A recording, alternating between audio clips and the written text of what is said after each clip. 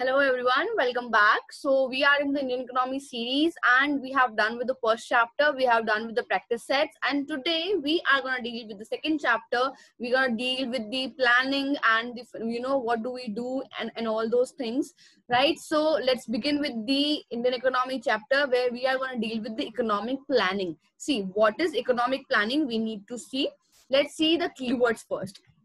What does this mean? आपको कुछ भी कंसीव करना, if you need to initiate something, regulate, or control any kind of economic activity, for that you need to set some priorities, you need to set some perceptions and provisions to control all the regulations which you have made for the economic activities. उसको follow करना, किसी भी economic activity को मतलब अच्छे से control करना, plan करना, उनमें क्या क्या प्रोविजंस हो सकते हैं, क्या क्या डालने हैं, क्या क्या नहीं डालने हैं, and all those things is planning, right? Is economic planning. Planning आपने बिजनेस स्टडीज में पढ़ा होगा, उसको आप यहाँ पे डाल सकते हैं, उसमें इकोनॉमिक डाल दो, प्लानिंग बन जाएगा. You need to plan so many things, you need to have well defined objectives which you need to attend in the economy, and objective should be economically benefited, economically bifurcated, उसी की तरफ जाती, economics से related जो भी चीजें हैं आपको वो देखनी है, and that's how you plan economically. Now इसके अलावा there are some kind of plannings. अभी इकोनॉमिक्स में दो तरह की प्लानिंग होती है, राइट? अभी एक तो होती है डायरेक्टिव, एक होती है कॉम्प्रिहेंसिव. अभी इन दोनों का सीन समझ लेते हैं. सी, डायरेक्टिव का मतलब क्या होता है? सीधा सा मतलब है, अभी आपको उसको अच्छे से याद रखना है, यहाँ पर कोई पार्टिसिपेशन नहीं होता स्टेट का, मतलब गवर्नमेंट आप कुछ पार्टिसिपेट नहीं कर रही होगी, जो भी है सीन वो प्राइवेट सेक्टर का ही सीन है यहाँ पे. मतलब आप, मैं, मतलब लाइक हम लोग जो कि प्राइवेट सेक्टर में काम कर रहे हैं अभी, तो दैट इज हम लोगों का ही रोल चलेगा, हम लोगों की रेगुलेशन चलेंगी, हम लोगों की प्लानिंग होगी. तो that is what directive planning is. Now on the other hand, अगर कॉम्प्रिहेंसिव देखें तो यहाँ पे जो है वो मेजर रोल गवर्नमेंट का रहता है. अभी government will decide some things, government will see the provisions and different things in the economy. That is comprehensive planning. अभी यहाँ पे डायरेक्टिव प्लानिंग की अगर अपन बात करें तो directive planning will pursued whom capitalist economy. यहाँ पे इकोनॉमीज बहुत तरह की होती है, will see in this video only later, but yes, अभी कैपिटलिस्ट इकोनॉमी है जो है, ये मतलब ये वो इकोनॉमी होती है जहां पर स्टेट का कोई पार्टिसिपेशन नहीं रहता है. तो directive planning will pursue capitalist economy. On the other hand, comprehensive planning will pursue whom mixed economy and socialist economy. Socialist में क्या होता है कि गवर्नमेंट का मेजर रोल रहता है, यहाँ पे गवर्नमेंट का रोल नहीं रहता है. मिक्स में भी ये होता है, गवर्नमेंट और प्राइवेट दोनों का रोल रहता है. तो कॉम्प्रिहेंसिव प्लानिंग जो है will lead to mixed and socialist economy, and directive will lead to capitalist. अभी ये आपकी क्वेश्चन एमसीक्यूज में बहुत इजीली बन सकता है, तो आपको उसको अच्छे से याद रखना है कि डायरेक्टिव का नाम आएगा तो मतलब वो कैपिटलिस्ट इकोनॉमी के लिए बाइफर्केटेड है, उसकी तरफ है ये, और अगर कॉम्प्रिहेंसिव आएगा तो मिक्स की तरफ है या फिर सोशलिस्ट की तरफ है, राइट? अभी इसके अलावा इफ वी सी कि क्या क्या टाइप्स है इकोनॉमी में प्लानिंग के, that we need to know. कौन कौन सी तरह की इकोनॉमी हो सकती है, कैपिटलिस्ट, सोशलिस्ट, मिक्स्ड इकोनॉमी, कौन कौन सी तरह की है, उनका क्या लेना देना है, what are the types, what are the aspects, merits, ये सब अपन देखेंगे. सबसे पहले देखते हैं capitalist economy. There are three kind of economies, right? Capitalist, socialist and mixed. अभी अपन लोग India is mixed economy. Now capitalist economy का सीन ये होता है कि आपका जो भी मीन्स ऑफ प्रोडक्शन है, that are all owned by individuals, all owned by private sector. There is no interference in the means of production of government, but yes, law and order जो कि बहुत important रोल होता है, उसके लिए government जो है वही मेंटेन करती है, गवर्नमेंट का इतना रोल रहता है कैपिटलिस्ट इकोनॉमी में. बट अदर देन दैट, जो भी means of production are only owned by the individual, that is what capitalist economy is. अभी इसके कुछ मेरिट्स हैं, कुछ डीमेरिट्स हैं. First let's see the merits. See, यहाँ पे क्या होती है, आपको इकोनॉमिकली फ्रीडम मिल जाती है. आप अभी गवर्नमेंट की किसी भी रेगुलेशन से, किसी भी पॉलिसी से बंधे हुए नहीं रहेंगे. You will see your benefits, you will see individuals benefit, and that's how you will make policies and regulations. Other than that, automatic working है. अभी आपको किसी के अंडर रह के काम नहीं करना होता, तो क्या होता है कि आप अपने हिसाब से काम कर रहे होते हैं, और when you are doing according to yourself, तो ऑटोमेटिकली काम चल रहा होता है, आपको किसी को पूछने की जरूरत नहीं है. सपोज अगर आपके पेरेंट्स 10 दिन के लिए बाहर चले गए हैं, अब और ऑब्वियसली पेरेंट्स को पूछ के जाना होता है बाहर, पर 10 days तक पेरेंट्स है ही नहीं घर पे, तो ऑटोमेटिकली आपको कुछ डिसाइड करने की जरूरत नहीं है कि जाना है या नहीं जाना है, जाना ही है. Why? Because it would be very automatic for you. आपको किसी को पूछने की जरूरत ही नहीं है. You are well independent, you have the freedom. उसी तरीके से इसमें भी यही है कि यहाँ पे ऑटोमेटिकली काम चल रहा होता है. Other than that, there would be lots of variety of goods and services, because अगर आप किसी चीज पे डिपेंडेंट नहीं है, किसी के अंडर नहीं है, तो ये होगा कि हम अलग अलग तरीके की वैरायटी अपने पॉइंट ऑफ व्यू जो है वो बिल्कुल एक्शन में उतार पाएंगे. अभी जैसे नॉर्मल लेमेन्स है, जैसे आप और हम है, हमारे पास में कितने पॉइंट ऑफ व्यूज होते हैं, but there is no control in our hand, right? कि अपन कुछ कंट्रोल कर लें. इस तरीके का बोलते बहुत है सब लोग कि इंडिया ऐसे चलनी चाहिए, इंडिया में ये होना चाहिए, वो होना चाहिए, पर क्या ये होना चाहिए वाला हो सकता है? It is not possible right now, because government के पास में मेजर रोल होता है.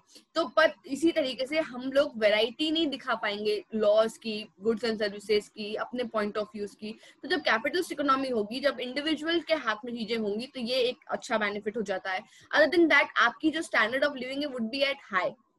Why? बिकॉज आप लोग खुद का काम कर रहे हो. जैसे कि मैंने अभी एग्जांपल दिया, 10 दिन तक अगर आपके पेरेंट्स बाहर हैं सपोज, और आपके ये हाथ में सब कुछ है, तो आपका जो एकदम से वो ऐसा फील नहीं आता कि भाई हम ही भगवान है. अभी वो डायलॉग होता है ना, मैं ही भगवान हूँ टाइप, वैसा वाला फील आने लगेगा. That will lead to what? Your increasing in your standard. Why? Because आपको लगेगा कोई डिपेंडेंसी नहीं है, we are independent, we have that freedom, we can do whatever we want. तो अपन अपने ट्रेंड के हिसाब से चलेंगे. तो इसी तरीके से there would be like higher standard of living by in the form of capital system. Other than that, there would be new interventions. Yes. Why? Because आप again टेक्नोलॉजिकल जो भी चीजें होती हैं, या फिर इकोनॉमिकली, पॉलिटिकली, मतलब हमारे पास में अपने पॉइंट ऑफ व्यूज होंगे, अपना काम करने का नजरिया होगा, तरीका होगा, अपने अपडेटेड चीजें. अभी लोग तो अपडेट होते रहेंगे ना. When people will getting lots of updates, lots of upgradations, तो they will use that accordingly अपने खुद की तरफ से. अपन को किसी को पूछने की जरूरत नहीं है. That will lead to what? New inventions. Other than that, जो भी हमारे पास में रिसोर्सेज हैं, हम उसको ऑप्टिमली यूज कर पाएंगे. व्हाई? बिकॉज अपन को कहीं पे कोई टैक्स पे नहीं करना, या फिर अपने प्रोविजंस अपन ने अपने हिसाब से बनाए हैं, अपने कन्वीनियंस के हिसाब से बनाए हैं. That would be very easy for people to optimise their resources accordingly. क्योंकि अगर हमने ही रिसोर्सेज बनाए हैं, हमारे ही रिसोर्सेज, हमने ही रूल्स बनाए हैं, तो अपन ऑब्वियसली अपने हिसाब से ही बनाएंगे. तो it would be very very easy in the capitalist economy. Now when we see the demerits, काफी सारी demerits है इसकी. और मतलब जो कार्ल मार्क्स हैं, जो कि बहुत बड़े थिंकर हैं, उन्होंने ये बोला है कि कैपिटलिज्म जो होता है वो खुद ही अपने, मतलब वो होता है ना पांव पे कुल्हाड़ी मारना, वो वाला काम कैपिटलिस्ट इकोनॉमी में होता है. Why? We'll see that. You can write this line in your answer. If you need to write the demerits, it will give you some brownie points, right? Take the screenshot. Now let's see the demerits. क्या क्या demerits है? इससे क्या होता है कि inequalities जो होती है वो बहुत increase हो जाती है. तो कैसे increase हो जाती है? I'll tell you. See what happened कि जब अपन जैसे कि यहाँ पे प्राइवेट सेक्टर का काम कर रहा है, तो देयर वुड बी 2 कैटेगरीज मोर और लेस, पुअर एंड रिच. अभी जो लोग रिच होंगे, वो rich will be rich and poor will be poor. वो वाली इनइक्वालिटी आ जाएगी. बिकॉज यार इतने सेक्टर्स है, अपन को इतना काम करना है, जरूरी नहीं है कि हर कोई दूसरों के वेलफेयर के बारे में सोचेगा ही सोचेगा. तो that inequality would be there, that instability would be there. Why? Because जो rich लोग हैं, जिनके पास में अच्छा turnover है, वो तो और अच्छे बनते जा रहे होंगे, they would be keep on increasing, and the poor जो लोग हैं, जो कि already poor हैं, they would be keep on becoming poor only. They would not have that opportunities and that employment capacities. Other than that, there is the economic instability. Yes, economic में क्या आता है? Wealth, employment, poverty, ये सब जो है वो बिल्कुल भी इसी जैसे है वैसे चलते रहेंगे. क्योंकि यार हम हर किसी के वेलफेयर के बारे में नहीं सोच सकते हैं. जब when it comes to private sector, यहाँ पे एक्चुअल में बहुत टैलेंट और बहुत लोगों की जरूरत होती है. और प्राइवेट सेक्टर में ऐसा नहीं होता है कि यहाँ पे हम हर लोगों को इकोनॉमिकली स्टेबल कर सकते हैं, हम नहीं कर सकते हैं। जैसे कि अभी लेबरर्स हैं, फार्मर्स हैं, अभी ये सारे को हम इन लोगों की वेलफेयर के लिए हम क्या करेंगे?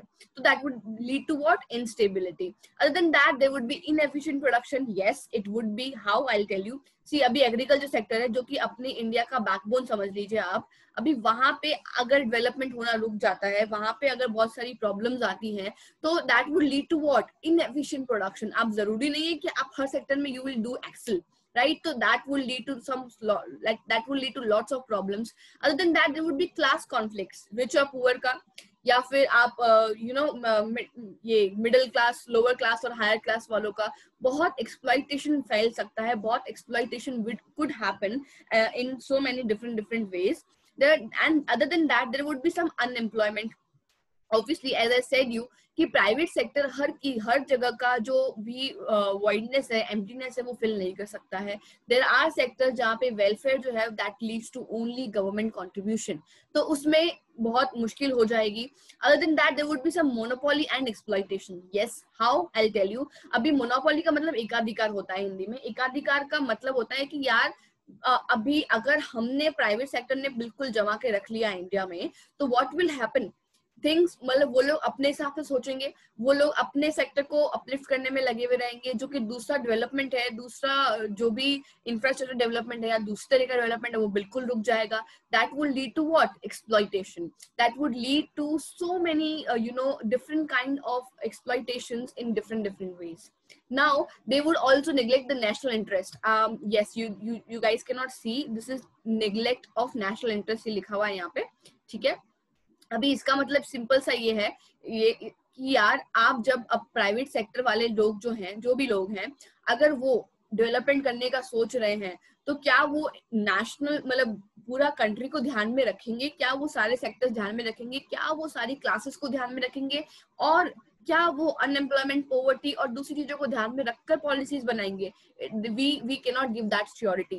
व्हाई? बिकॉज उनका सेक्टर है, उनको अपलिफ्ट करना है, उनको वो अपने बारे में सोचेंगे. हो सकता है कि वो नेशनल इंटरेस्ट जो एक्चुअल में बहुत इंपॉर्टेंट है, वो नेशनल इंटरेस्ट को वो भूल जाए and they will only think about themselves. तो that is not the good point. So capitalism system में काफी सारे डीमेरिट्स भी हैं, but yes they have merits. आपको दोनों याद रखने हैं, राइट? और उसके बाद में सोशलिस्ट इकोनॉमी देखते हैं, जो कि as I said you major role यहाँ पे गवर्नमेंट का ही रहता है.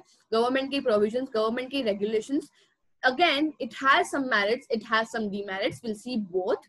सी अभी अगर अपन मेरिट्स की बात करें तो यहाँ पे कोई लेबर एक्सप्लॉइटेशन नहीं होगा, राइट? क्यों नहीं होगा लेबर एक्सप्लॉइटेशन? क्योंकि यार आपके गवर्नमेंट के बंदे हैं, आपके यहीं के लेबर्स हैं, या फिर आप नेशनल इंटरेस्ट सोचेंगे पहले. कोई भी गवर्नमेंट होगी वो नेशनल इंटरेस्ट सोचेगी पहले कि यार हमारे देश के लोग हैं, we have to think in every way. तो कोई लेबर एक्सप्लॉइटेशन नहीं होगा, वो अच्छे से यूटिलाइज कर पाएंगे रिसोर्सेज. अब ये सारे क्या है? ये सारे डीमेरिट्स हैं कैपिटलिज्म के, जो कि अपन सोशलिस्ट में डाल रहे हैं, राइट? उसके बाद में प्रॉपर प्लानिंग होगी. See, there are lots of commissions have been made in the government so that अपन अच्छे से प्लान कर सके. तो बहुत सारी प्रॉपर प्लानिंग के साथ हम प्रेजेंट करेंगे चीजों को. Other than that, there would be no cyclical fluctuations. अभी इसका मतलब क्या है कि कोई सर्कुलेशन रुकेगा नहीं. रुकेगा कैसे नहीं? कि गवर्नमेंट है जो कि पावर में है, जो कि लीड कर रही है सब चीजें. अभी आपको अगर पैसा आ रहा है प्राइवेट सेक्टर से, तो भी वो गवर्नमेंट ही देखेगी, और गवर्नमेंट उनको भी अच्छे से रेगुलेट कर रही होगी. ऑन द सेम हैंड वो प्राइवेट सेक्टर के जो भी डेवलपमेंट है वो कंट्री के दूसरे डेवलपमेंट को नहीं रोक रहे हैं. तो वो साइकिल जो है that will keep on going. कुछ ज्यादा फ्लक्चुएशन नहीं आने वाला है. जो अपने जगह पे काम कर रहा है वो अपनी जगह पे करेगा, जो दूसरी जगह पे काम कर रहा है वो वहीं पे करेगा. And government will be in the middle of the point, like epicentre, and they will perform all these things, right? तो वो होता है ना कि दो सिबलिंग्स हैं, दोनों लड़ रहे हैं, दोनों को प्रॉब्लम हो रही है, लेकिन पेरेंट्स विल मेक श्योर कि दोनों की प्रॉब्लम सॉल्व की जाए, और दोनों में कोई भी वो होता है ना कि पक्षपात टाइप्स, वो वाला कोई सीन नहीं होता है. उसी तरीके से government would be like the parent, right? Other than that, there will be social welfare. Of course, there is this BJP government, अभी ruling party है अपनी, तो they are doing so many things for social welfare. No offense to Congress or any else political party, but yes, they do social welfare, and they do think about farmers, they do think about girls, women's, and so many child exploitation and so many other things also. तो ये social welfare भी बहुत easy हो जाएगा, because अपन ने government को काम ये दे रखा है कि यार आपको social welfare और development के लिए काम करना है, तो they will have to do that, right? Other than that, there would be rapid economic development. Why? Because सब कुछ जो है वो गवर्नमेंट के हाथ में, और उनका एक्चुअल में उनका कोई पर्सनल इंटरेस्ट तो है नहीं, उनका काम ही डेवलपमेंट करने का है, तो that would be in very rapidly growing, right? It will go in a very rapid and fast way. Other than that, developing countries के लिए बहुत सुटेबल है socialist economy. Why? As India is a developing country, it is suitable for us because यहाँ पे development होना बाकी है. Developed economy में क्या होता है कि यार डेवलप हो चुकी है, उनके इंफ्रास्ट्रक्चर अच्छे हैं, उनका टूरिज्म अच्छा है, उनके यहाँ पे पॉवर्टी का कोई ज्यादा सीन नहीं है, पीपल आर एम्प्लॉयड, तो ठीक है, प्राइवेट सेक्टर चला लेगा. बट यहाँ पर जब सब जगह से ही बजी पड़ी है, तब तो यार गवर्नमेंट की जरूरत पड़ेगी ना कि यार प्लीज हमारे यहाँ पे डेवलपमेंट करना है, हमें एम्प्लॉयमेंट देना है, पॉवर्टी कम करनी है, चाइल्ड रेशियो जो बर्थ रेशियो है, चाइल्ड रेशियो है, पॉपुलेशन का सीन है, कितनी सारी चीजें हैं, वो सब कुछ सही करनी है. तो socialist economy would be very very favourable for the developing countries. Now on the other hand, if we see the demerits, अभी डीमेरिट्स में भी कोई कमी नहीं है, बहुत डीमेरिट्स है. Let's see that. सी यहाँ पे कंज्यूमर की जो सोवर्निटी होती है वो थोड़ा सा गड़बड़ा जाती है, बिकॉज हर कंज्यूमर अपनी बात बोलने के लिए, अपनी बात रखने के लिए वहां प्रेजेंट तो होता नहीं है. अभी अपन गवर्नमेंट को बोलेंगे कि मोदी जी ऐसा नहीं करो, ऐसा करो. सपोज जीएसटी आया था, कितने लोगों को दिक्कत हुई, शादियां थी उस टाइम, डिमोनेटाइजेशन हो गया था, कितने लोगों को प्रॉब्लम आई, कितने फादर हैं अपने बच्चे की शादी करने के लिए मोदी जी के पास गए हैं कि यार हमें दिक्कत हो रही है, पैसे दे दो, नहीं हो पाया वो. Why? Because we have some constraints. Other than that, it would be less democratic. Why? Because अगर जिन लोगों को आप डेवलप कर रहे हो, अगर वो लोग ही they can not speak up, they can not tell their perspective कि क्या वो फीडबैक, जैसे अभी तो ट्विटर वगैरह ये सब कुछ हो गया है, अभी social media is also at very peak, but still अभी भी अपन डायरेक्टली तो नहीं बोल सकते अपना पॉइंट ऑफ व्यू कि अपन को इस चीज से दिक्कत हो रही है तो बोल दिया, उस चीज से दिक्कत हो रही तो बोल दिया. We can not say that. It is less democratic. Even sociology अभी तो मिक्स्ड इकोनॉमी है. सोशलिस्ट इकोनॉमी में तो पूरा टिल्ट जो होता है वो गवर्नमेंट की तरफ होता है. Then there is no automatic functioning. See कुछ जैसे वहां पे जो भी उसकी मेरिट्स थी वो यहाँ डीमेरिट्स है. अभी यहाँ पे कोई ऑटोमेटिक फंक्शनिंग तो होगी नहीं कि जो मुझे करना है वो मैंने खुद ही करना है, मेरे पास में इतनी फ्रीडम है. That won't be possible. Why? Because that would only lead to, that can only happen in capitalist economy, जहाँ पे अपन को अपनी फ्रीडम होती है. यहाँ पे जो गवर्नमेंट पॉलिसी देगी अपन को उसका वेट करना पड़ेगा, अपन को उसको फॉलो करना पड़ेगा, and we have to keep going by that only. अपन आगे दूसरी कुछ खुद से मन से नहीं कर सकते हैं. क्या अपन मन से कोई टैक्स इंट्रोड्यूस कर सकते हैं? नहीं कर सकते हैं. It won't be that automatic. Now they would be like rigid economy, थोड़ा सा कठोरता, रिजिडिटी आ ही जाएगी. व्हाई?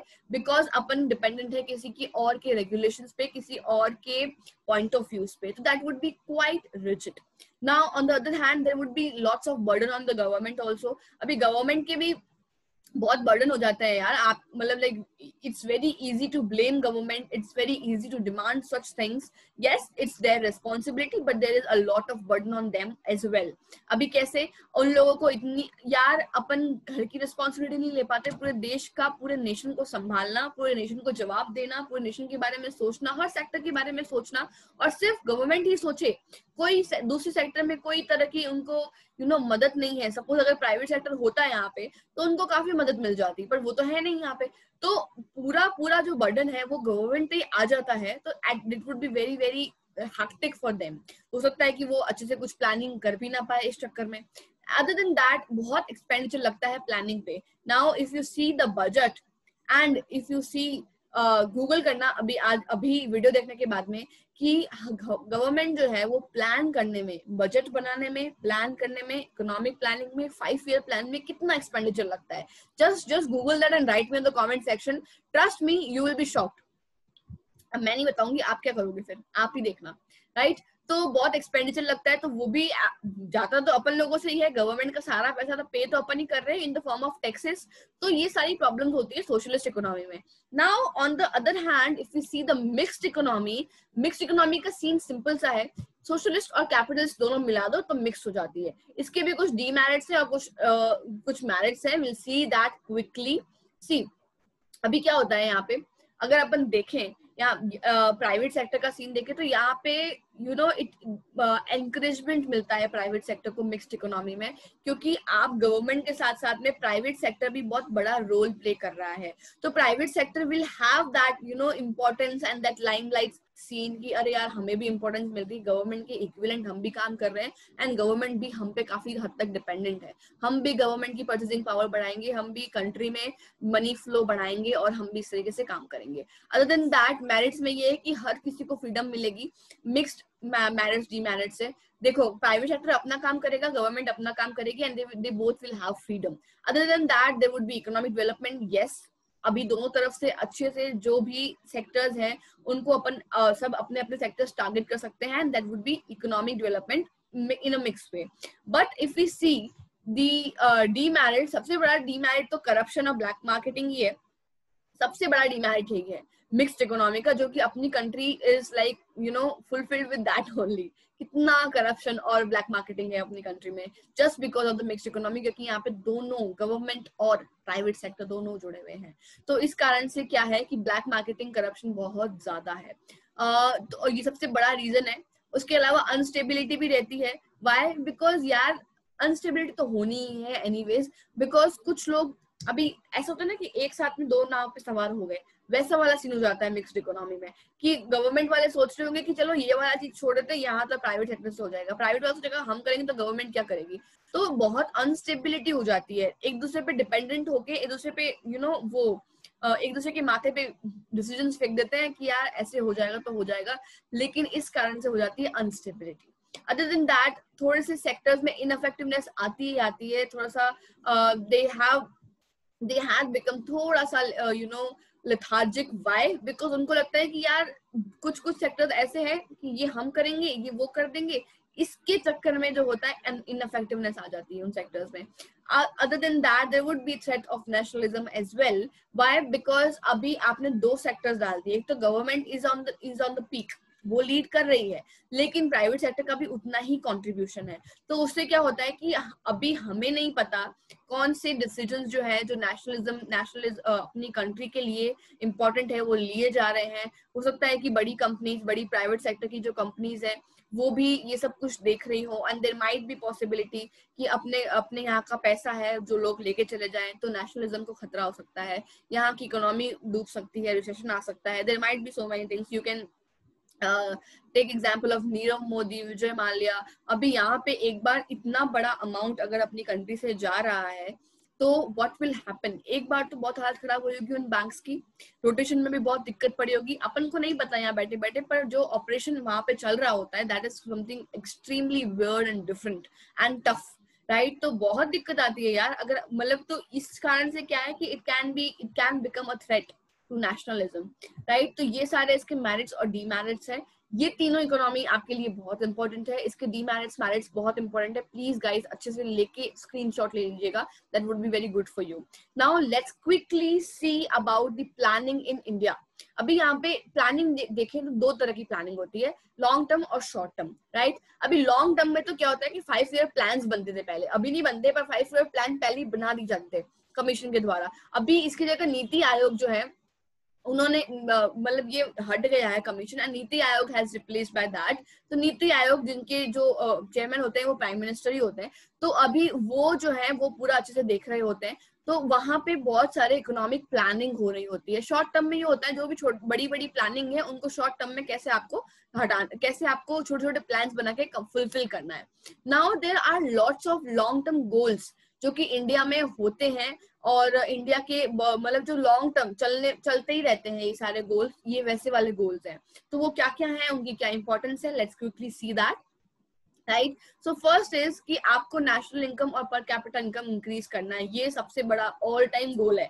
कभी भी लिखा हुआ है इकोनॉमिक गोल्स क्या है इंडिया के, सबसे पहले डालो जीडीपी बढ़ानी है, या per capita income, GDP, national income, कुछ भी बोल सकते हो आप, कि we have to increase that, we need to increase that. ये सबसे बड़ा, अभी वो कैसे हो पाएगा, बहुत सारे तरीके। पर कैपिटा इनकम के लिए आपको एम्प्लॉयमेंट जनरेट करना पड़ेगा, राइट। आपको अपना जो नेट एक्सपोर्ट है या फिर अपना बैलेंस ऑफ ट्रेड है उसको अच्छा करिए, और भी बहुत सारी चीजें हैं जो कि नेशनल इनकम को अपलिफ्ट करती है, इंक्रीज कराती है, जीडीपी ग्रोथ बनी रहती है, तो वो सब अपन को देखना होता है, ये लॉन्ग टर्म गोल्स में आते हैं. Other than that there should be full employment, everybody should employed in their particular sectors, but there should not be unemployment at all. ये हमारे हमेशा के गोल्स हैं जो कि अभी तक अपन फुलफिल करते आ ही रहे 70 साल से. Other than that there should be social justice. See अभी सोशल जस्टिस का मतलब ये है कि एक तो हर क्लास को आपको प्रायोरिटी देनी है, हर सेक्टर को प्रायोरिटी देनी है, हर क्लास को, हर कास्ट को, हर रिलीजन को. यहाँ पे आपको सोशली एकदम बिल्कुल इक्वल रहना है. You have to have that kind of equality, right? So that should be happen. Other than that there should be equitable distribution of wealth, income, कुछ भी कह लीजिए. See अपने यहाँ पे क्या होता है कि अभी अगर आप if we see the hard work, I don't think so farmers इतना हार्डवर्क अपने यहाँ पे कोई करता भी होगा, but at the same time अगर अपन देखें तो क्या हालत है उनकी. और एग्रीकल्चर सेक्टर से ही इंडिया की इकोनॉमी बनी है, लेकिन एग्रीकल्चर सेक्टर में जो काम करने वाले हैं उनकी वेल्थ डिस्ट्रीब्यूशन बिल्कुल सही नहीं है. Every day farmers are doing suicide, right? तो ये क्या इक्विटेबल डिस्ट्रीब्यूशन है वेल्थ का? नहीं है. तो अपना लॉन्ग टाइम गोल क्या है कि अपन को इक्विटेबल डिस्ट्रीब्यूशन रखना ही है. Other than that we have to elevate the poverty. कितनी पॉवर्टी है, पॉवर्टी कितने लोग जो हैं वो भूखमरी के मारे मर जा रहे हैं. If we see the hunger index, अपनी इंडिया 114 कंट्रीज में से 102 नंबर पे है हंगर इंडेक्स में. मतलब it is very unbelievable. So basically poverty alleviation we need to do, so that these are our goals, right? Other than that we have to have self sufficient. We have to have मतलब अपनी sector में, अपनी ही field में we have to have self sufficient. अभी उसके लिए जैसे कि आप ले सकते हैं बहुत सारी गवर्नमेंट की स्कीम्स में, जहाँ पे अपन ये सोचते हैं कि अगर हम सपोज कोई है जो एग्रीकल्चर में है, राइट, वो एग्रीकल्चर का काम एग्रीकल्चर की फील्ड में है, he or she has to be self sufficient कि वो एटलीस्ट अपना लिविंग ऑफ स्टैंडर्ड मेंटेन कर सके.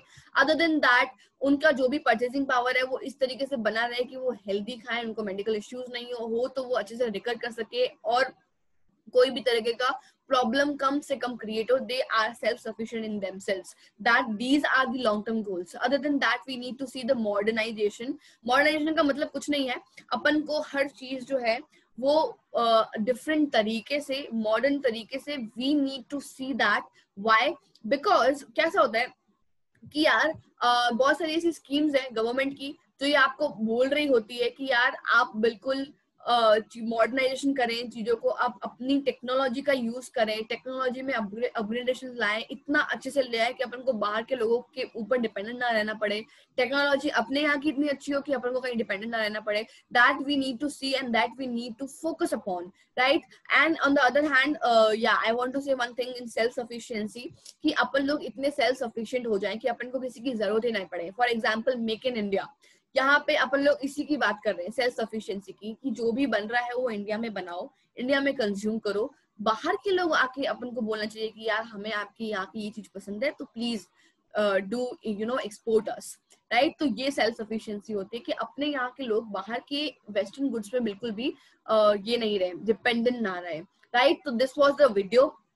अब आई होप आपको सारे कंसेप्ट समझ में आए होंगे. प्लीज इसी तरीके से समझते रहिए.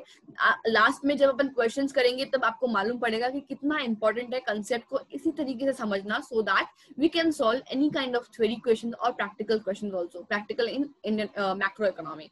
Now I want to tell you we have started business studies का part second also. Part 1 is going on, part B is started, and economics macro economic चल ही रहा है, इंडियन इकोनॉमी आप देख ही रहे हैं. तो please keep watching, keep sharing and do subscribe the channel if you haven't subscribed, and write me in the comment section if you want some different and specific videos or topics. I'll solve that definitely, right? So I'll see you in the next video. Till then, goodbye, have a good day, be very happy and consistent and hardworking. Thank you.